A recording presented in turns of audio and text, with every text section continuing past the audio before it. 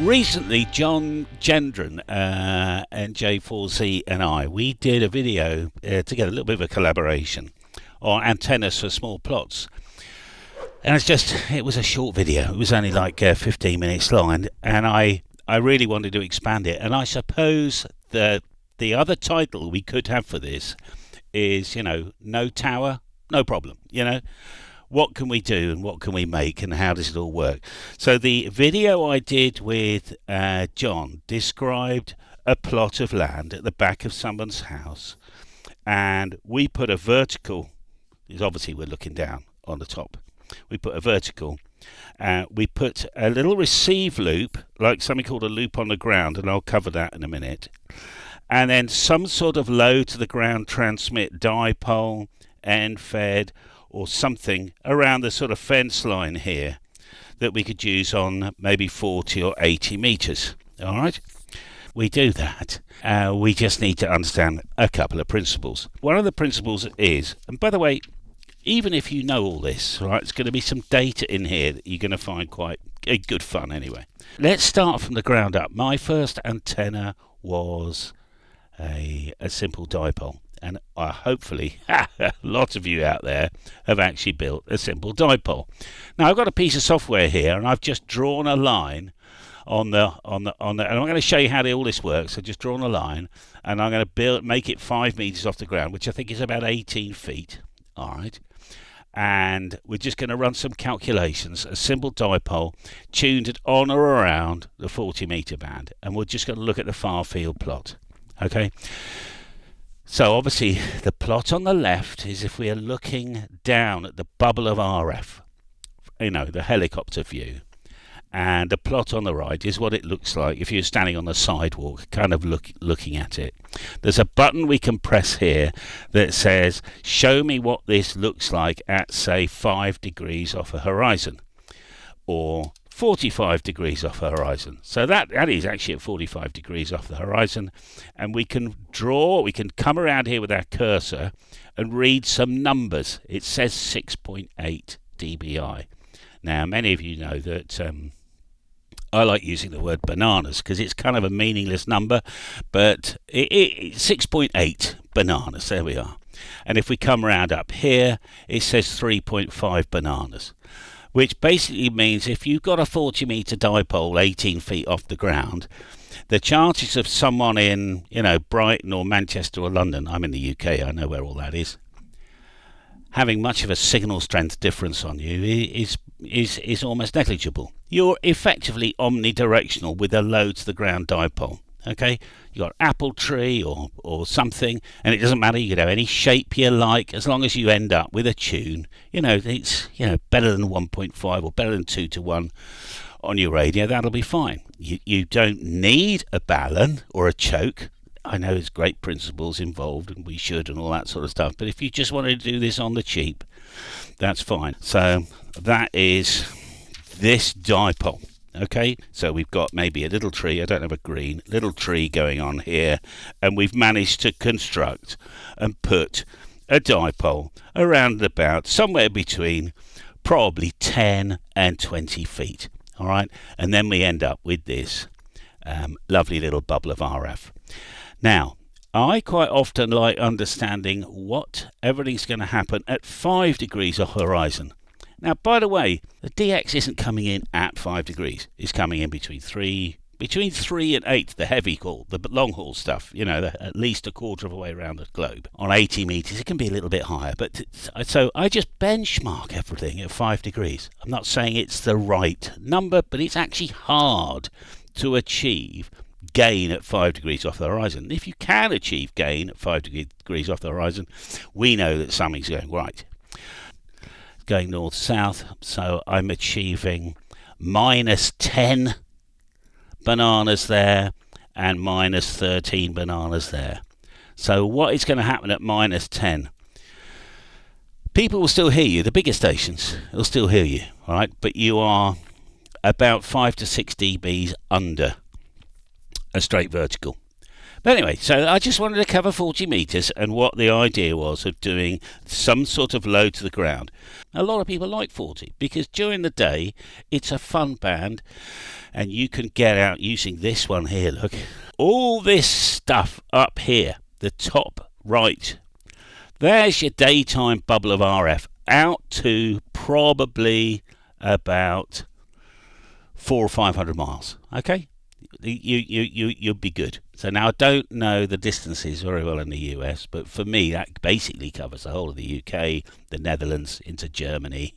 And I can have a nice little daytime, afternoon fun, if you like, with a low to the ground dipole on 40.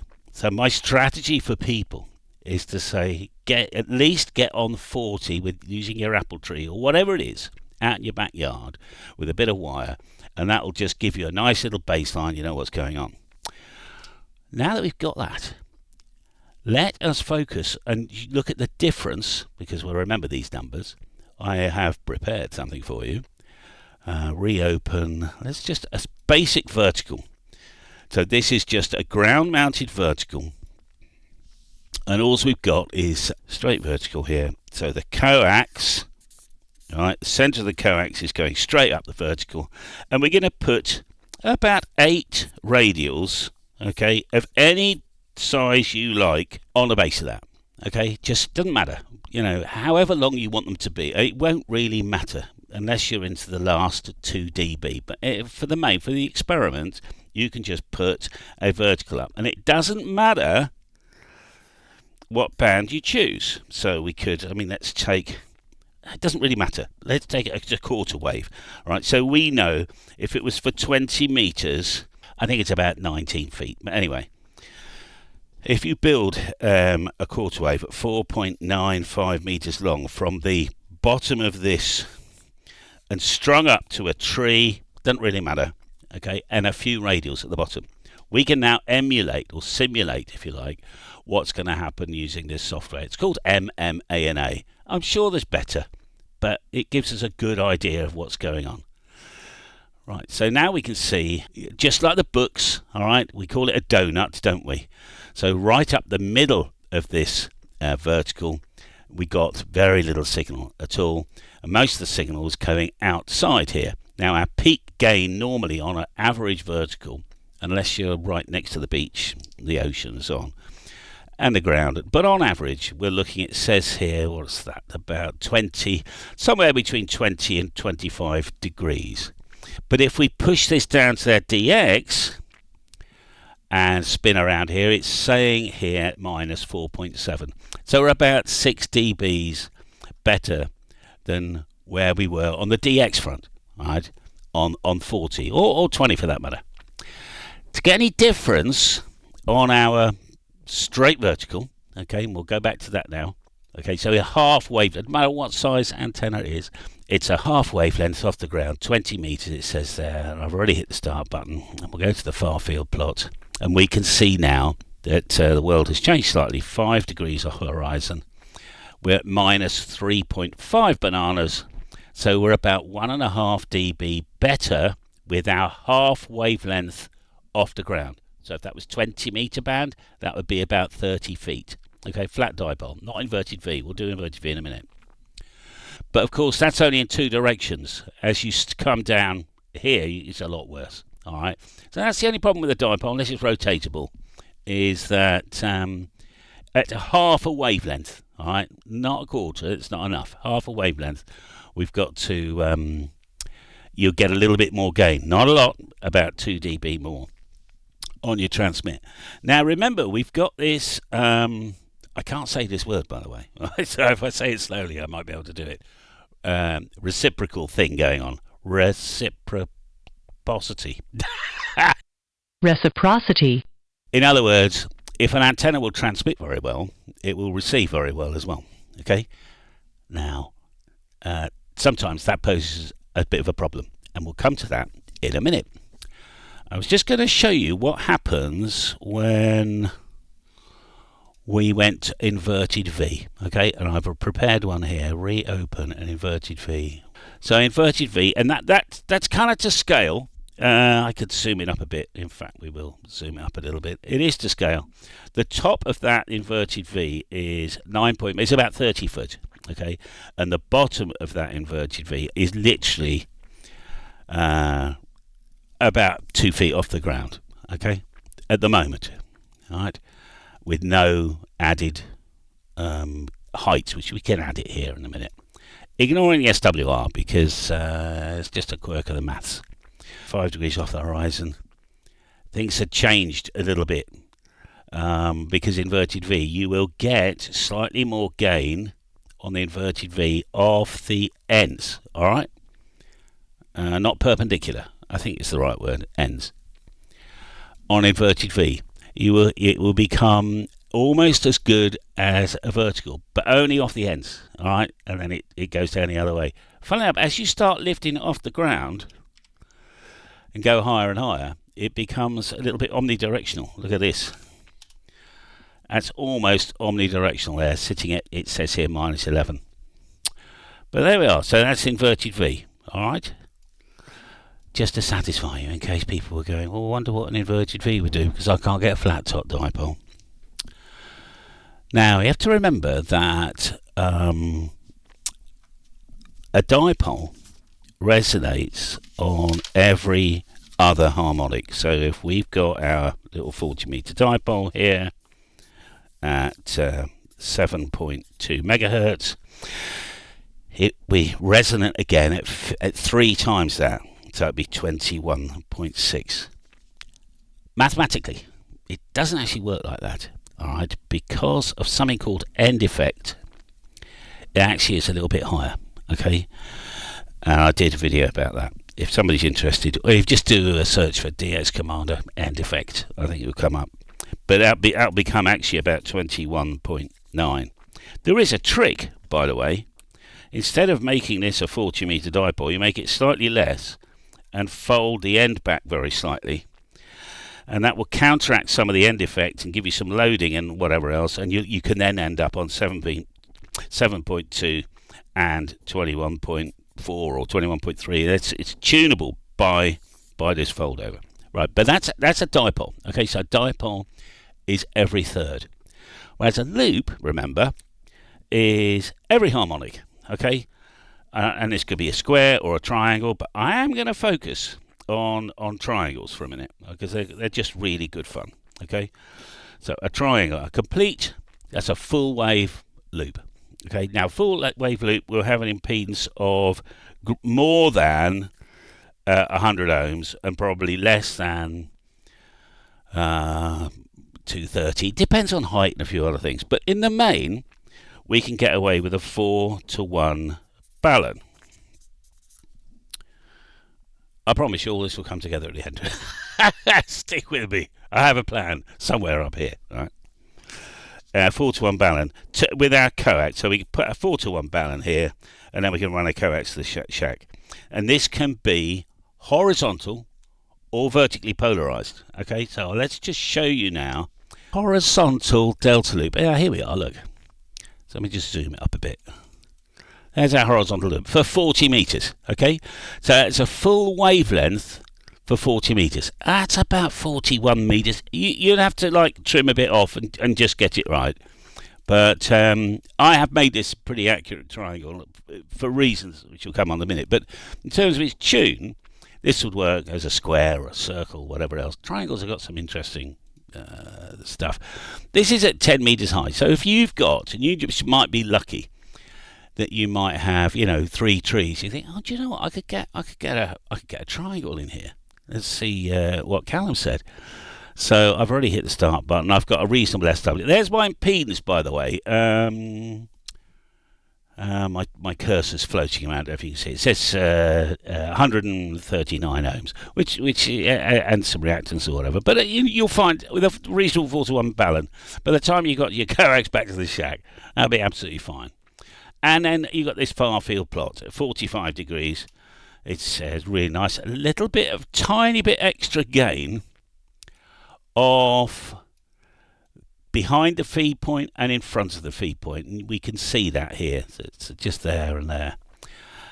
Nothing really much happens at 5 degrees off the horizon. It's roughly the same as a dipole on its fundamental. Because the fun thing is about all this is that a loop is resonant on every harmonic, okay, which is blooming handy, really. So, whereas we've got, this is at, say, 7.2 megahertz, this will also be resonant at 14.4 technically, but we can tune this down. 21 point, that would be 8. So basically you get the 40, the 20, 15 and the 10 meter band, okay? Let's just see what happens. It's quite interesting. So this is still our loop, which I'll press this button so you can see what the hell I'm doing. And we'll go up in frequency, 14.25, say. 10 meters, so 30 foot high, remember. Okay, and we'll just start to see this kind of pop out a little bit, which is quite interesting. Now, let's face it, on 20 meters, well, unless it's the summer, you get some interesting sporadic E actually on 20, but in the main, on 20, now we want some low angle, which is why a handy that a vertical will come in. So give us, remember, -5 bananas, -4.9, I think we measured, -5 bananas on a straight vertical. So where have I done 28.5 megahertz, right? And we go here and it says 4.8 bananas. So we have 10 dB more now than a straight vertical with a 40 meter full wavelength loop. And before we go on, I've got to say that many years ago, James M0YOM and myself, we went down the. I became the group scout leader, you know, the head boy. The only reason I stuck at that job is it was a huge, great field. And the committee, you know, had voted that Callum could have this room, and we put 6 PCs in it. It was kind of a tech comms room and everything. Got coax in from the forest. We had a big doublet and everything else. So we used to do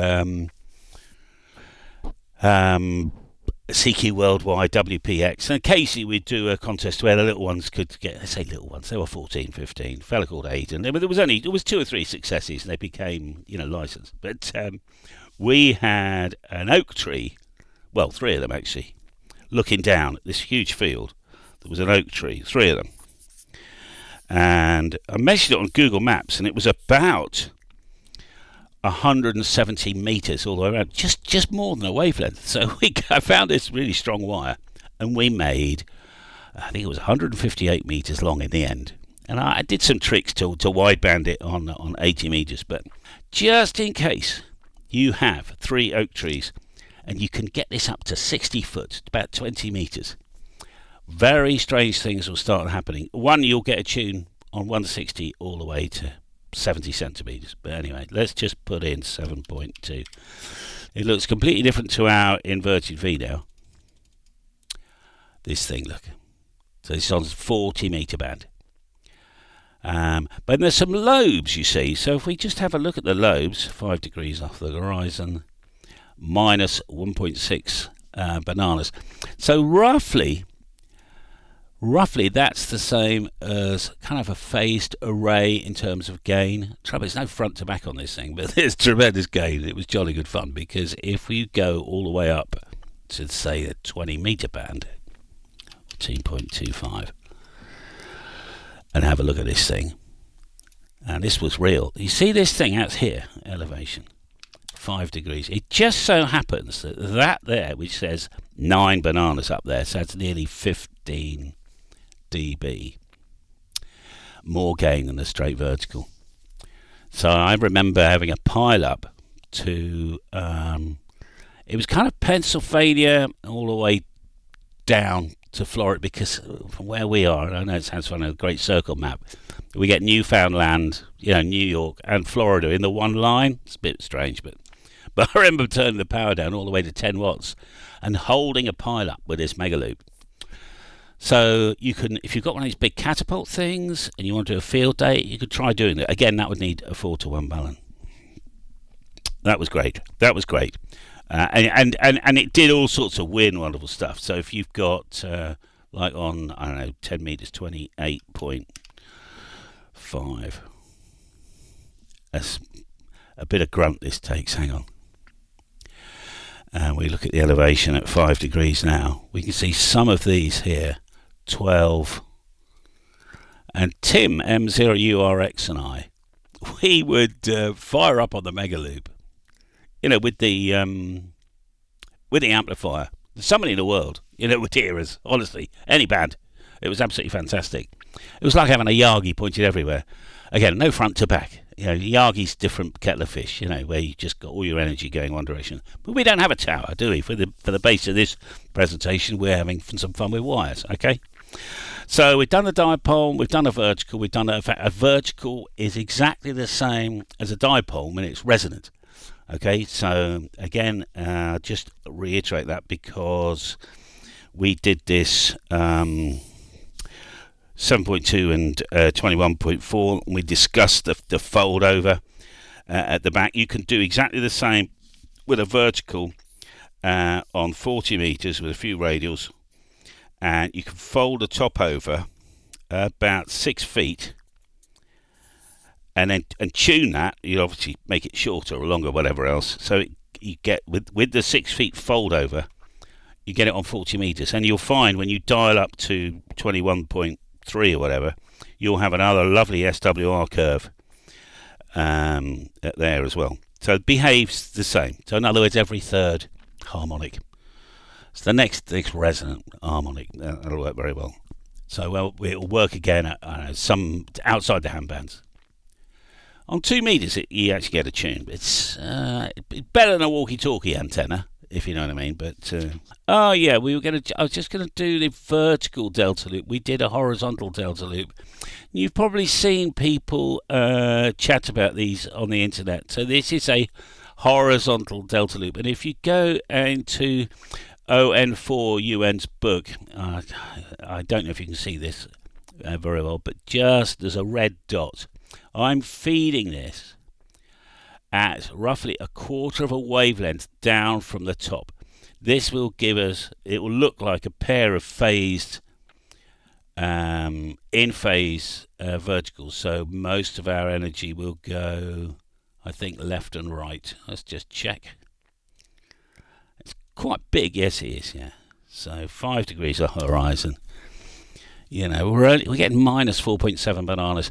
So it's one of the reasons I'm not into these things is that every time I've built one, I haven't really had much success. It's quite a lot of investment to get it up, where you can get almost as much with a straight vertical. And in fact, if you put a parasitic vertical behind your normal vertical, you'll get an extra 4 dB over that. I've done a couple of videos recently. We've been doing parasitic and phased arrays on my YouTube channel recently. So there we are. It is a bit of a mono bander. It will probably tune, I haven't tested this, on or around 21.3. I'll just check where the SWR is. It's 21-ish, but it's not going to affect the far field plot much. We'll just have a look at it, and it's probably going to be a little bit weird. There he is, 5 degrees. There's a bit of gain down the bottom and top. Now you can start to understand why my strategy was originally putting a vertical somewhere on your plot, okay, for your low angle stuff, and then having some sort of dipole or fan dipole or off center fed thing to cater for the low angle, because we've got these two bubbles of RF going on. We've got your what I call NVIS, where most of our energy is going up there for daytime, 40 and 80 meters. And by the way, I'll quickly do how we can make these things shorter, and if we don't have the space. All right, we'll do that in a minute. So NVIS, and then with our vertical, of course, we get a completely different thing. We get this business, right, with our energy going out, and the crossover point between the two is actually, it's about 25 degrees, I seem to remember. We could do that in the maths, but trust me. So for me, for instance, I'm in the UK. You've heard of France and Germany. You've got the Mediterranean, south of France, Saint-Tropez and all that sort of stuff. and Italy, and somewhere between Italy and Cyprus is the crossover point on 40 metres for me between the dipole and the vertical. So in the US, I mean, a big hop for you would be, from the west coast to the east coast. I mean, it's quite big. That's like from me getting from here to New York. I think it's the same. It's about 1,500 miles or something. Very difficult to do that on a dipole, but a lot easier if you watch my streams. I mean, I've crossed the Atlantic many times on normally 400 watts because I want people to hear me. But I mean, I receive a lot of 100 watt stations coming back. It took me years to cross the Atlantic on 40 metres, from here. And I find it a lot easier now for some reason. I don't know why. I think because I was probably using this thing actually at my little triangle, because that little triangle we discussed, I had one of these at my backyard here. It's not very big, you see, for years, and because it was just all band, it was just easy. Just while we're on this triangle, because I do encourage you to do it, because if you've got either you haven't got the funds, or you just want a low impact, very low impact antenna. I have my backyard. I've got the back of the house here, and my 40 meter loop looked a bit like this, and I spaced some eyelets here just to get the right size, right? So, and there was a 4-to-1 balun in here as well, and to get on 80, because I was creative, right? A couple of crocodile clips. I just cut this wire and get on 80. I mean, there was a crocodile clip between here and here for 40 metres. I would go out, at night with a little halyard, because this was about 16 feet high. I'd drop the 2 halyards down, get to the crocodile clips, take them off, and then I had an 80 metre funny shaped dipole for 80. That worked very well as well. So, of course, how do we shorten our antennas? All right, I mean, how are we doing for time? 33. How do we shorten them? Now, a lot of people, for some reason, they want actual dimensions and everything.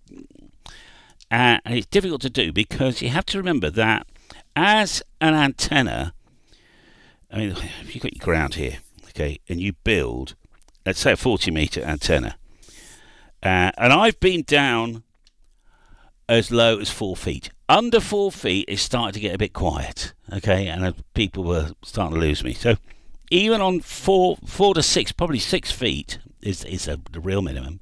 People can hear me fine, all right, on 40, during the day, all right. But that is this size. As you start raising this up, and the way I remembered it is as a seagull. So as seagulls sitting there, on the edge of the pier, as it flies away, it stretches its wings. And it's exactly the same as this. So as we raise this up, these need to get bigger. And it's quite a lot of difference. It's to do with the reason it could be shorter nearer the ground is to do with capacitance. But anyway, so if that's 6 feet, and we raise this up, to a realistic, 15, 20 feet, you'll find you'll have to add probably about another foot or something each side. So it's very difficult to give people dimensions when it comes to dipoles and give them a rough idea. But there we are. But one of the ways to shorten these things down quite substantially is where you can either add a little coil, so little plumber's pipe. We've all seen pictures of these, where you've got some coils in there and out there. You put one, roughly in the middle. Let's say you can put it right in here, but it'd be a bit more lossy. It's better, further out, and put a few turns in. And then all I did this experiment. I just kept chopping these ends, until I got a tune. And I went from, because my back garden can't accept a 40 metre dipole. I had to chop it down to about 13, 14 metres, and on a 1-inch tube it was about 50 turns. There we are. But of course, then I realised that, in fact, if looking down on it now, from if you were just in a helicopter looking down, I realised that, in fact, I could have just gone along there and along there. Doesn't, the RF will go out, right? Doesn't matter. I often get a question people say to me, said, I've got this, they'll send me a, little plan, right? And I've got this tree here and whatever else, and I'm going to put this wire in. Will it work? Yeah, that's the question. Will it work? It always works, by the way. It'll always work. Rowley, ZL1PQD, used to teach the advanced, whatever it is, your extra, in the US. He used to teach that. And he told me once he got a block of wood with a 6-inch nail and I don't know, I think he put a little mini ground mat here or whatever, and some balanced line to a big fat tuner. And made a DX contact, right, on a 6-inch nail, just to prove, everything works, right? It's how well it works, where do you want to go? So, K3LR, Tim Duffy, he's got the biggest 40-metre array, I think, in the world. Yagi, 100 feet and 200 feet, 4-element Yagis. He just pressed the button probably on 10 watts, and I could hear him, Yeah, that'll work. So, you've got to climb down from there. What's realistic for you?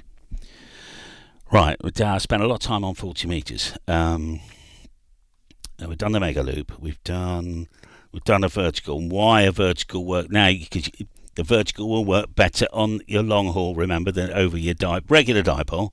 You put something really high up. Years ago we borrowed a 100-foot tower, and looking down on it, this tower, one of these big lattice towers, we put a contraption with 80-metre dipoles because at 130 feet.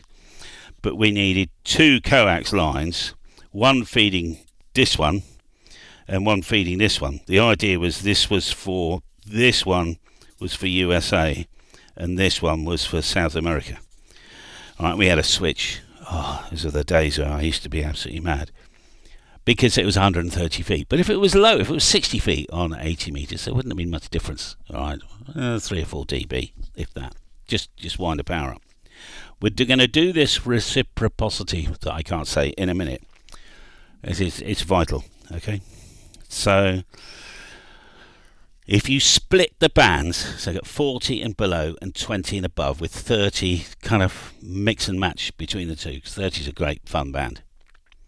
You will find, if you just want to do things on the cheap, and you don't want a tower, and you want to get out, then a vertical or a phased vertical, and let's just quickly do a phased vertical. And I could show you on the screen. I'm not going to, because I've already done a few videos about this. But you build your single vertical with a few ground radials. Here we are. On whatever band you want. Okay, it could be 20 meters. And then just under a quarter of a wavelength. So on 40 meters, 8.5. So on 20 meters, it's going to be about 4.5 meters, about 15 feet away. You build another one, okay, but you join the base to the radials. Just before you do that, you stick your SWR meter on it, as if you were going to use it as a transmission, even though it's not a transmission, and make this a little bit longer. Okay, so on 40 meters, if that was at 7.2, I'd make that at 7.4 megahertz. And now we'll get 4 dB extra gain that way, and some reasonable front to back. Now that is cheap, very cheap, really easy to do. You could do, it comes down to how much coax do you switch, if you know what I mean. I got one of these little wrap packs from Array Solution. I don't use it anymore, but I used to be able to switch my, one decent coax going out to the garden, the backyard, and I could switch around, have some fun. So anyway, that's one way of getting gain. All right, but we're not here to do gain. We were talking about, I remember now, there's one other thing I was going to cover. So we had this 20 meter per leg on 80. We then turned it around and chopped it down to 12.5 meters. So if you like, it's about a 60 to 65% reduction in size by linear loading. Now, I don't know if that's the right expression, but I've been using it and nobody's corrected me. So in other words, we go out, we go out and we come back. Okay, it's another good way of doing it. And the harmonics change, interesting enough. All right, so all of a sudden, it wasn't, you put a coil in somewhere. By the way, I've been doing some experiments on this. You put a coil in line. I'll take this vertical here. We know if that's on 7 megahertz, we'll also get a tune on 21. Well, I started just moving this coil all the way up, and I got it on 7 and 14. So I managed to dump as it went up. So as the coil went up, the frequency dropped. All right, wavelength got longer. And I haven't found any maths or any papers or anybody who's discussed that on the internet. So I was on my own on that one. But that's how I got the 80 meter 12.4. It's called a signature 12.4. It's a very big antenna. And the 80 meter element is perfectly resonant on the 30 meter band because there's a very small coil up there. Reciprocity thing, right? Oh, I'm at the end of my book. That's all right. We can use the other side of the pages. All right, so start again. You've got a 100 watt station, let's say, okay? And you're restricted to 100 watts, okay? And someone can barely hear you. You can't do anything about it, can you? You could change antennas. Let's say you've got the optimum for the bit of land and the economics, the amount of time and investment you've put in. They can just hear you. Get an email from them. I say, you couldn't hear me, and I could barely hear you, whatever else. And this would happen to me a lot. I would wind the power up, and I would get a big station calling me. He said, "There's a ton of people calling you, Callum, from the US." I thought, oh, blimey. So I turned the power down, actually, because it's pointless generating even more people. So, all I want for Christmas is 3 dB was my line most of last year. And so how do you do it? Now, the thing is, our vertical receives actually very well. I'll just draw our radials on the floor here. It does receive very well, and it's doing a fantastic job, and it's picking up the low angle radiation that's coming off, you name it, everything. From the fridge, next door neighbours, fairy lights, whatever else. It just does. So although we've got this reciprocal business going on, reciprocity, I can't say it. In other words, it's transmitted very well. Yes, it receives very well as well, but it's also receiving a ton of crud. There we are. I nearly swore there. But it's also receiving a ton of crud. So how do we get rid of it? So one of the things that I've been using, well, there's 3 ways out of the problem, I think. The first one is a loop on the ground. By the way, if you've not tried one of these, $5, 15 feet square, all right, and a little binocular core transformer here, a couple of windings one way and a couple of the other. You can buy these. There's a guy on eBay selling them, so I think for $10, $15. Cheap bit of coax. We need to choke the coax from the antenna. Lay it on the ground, right? Don't lift it up off the ground. Lay it on the ground, right? And what you'll find is this rubbish coming in from all the fridges and the LEDs and everything else, it passes this by because this is sitting on the ground. All right. However, I mean, I'll do 2 different colours actually. So the red, this red here is all our fridge lights, right, and general crud, QR Mary, QR Nancy, whatever. And the cyan line is our DX. So you can imagine, I mean, just in kind of bit of physics here, or like a thinking experiment, if this square is just sitting on the ground, it's not going to hear this red stuff very well, but it will hear, not very well, but it will hear the cyan. That's our real signal coming in. However, we've got a button on our radio, it's called preamp. Now, and I don't know how much you can do. Let's say 20 dB. Well, that's 100 times the power. So that's like going from, it's like asking your counterpart, I can't hear you very well, could you wind the power up by 20 dB, which is a factor of 10 and 10 again. So that would be going from 100 to 1,000 watts, and from 1,000 Did I say a factor of 10? To 10,000 watts. So it'd be asking your 100 watt friend to turn the power up to 10,000 watts. Okay? Preamp. Okay? A low noise preamp. And they're built into most rigs. You can buy outboard ones as well. They're built into most rigs. So now, and I've done a couple of videos engaging this, and where the noise drops like a brick and the signal comes out of thin air. Right, so there's your loop on the ground. Now I've bought the bits to do a beverage as well, and a beverage needs to be at least, ideally more, but at least half a wavelength long. And you need to ground it at the far end, and then the near end, I can't remember what you do here. I've bought all the bits for it.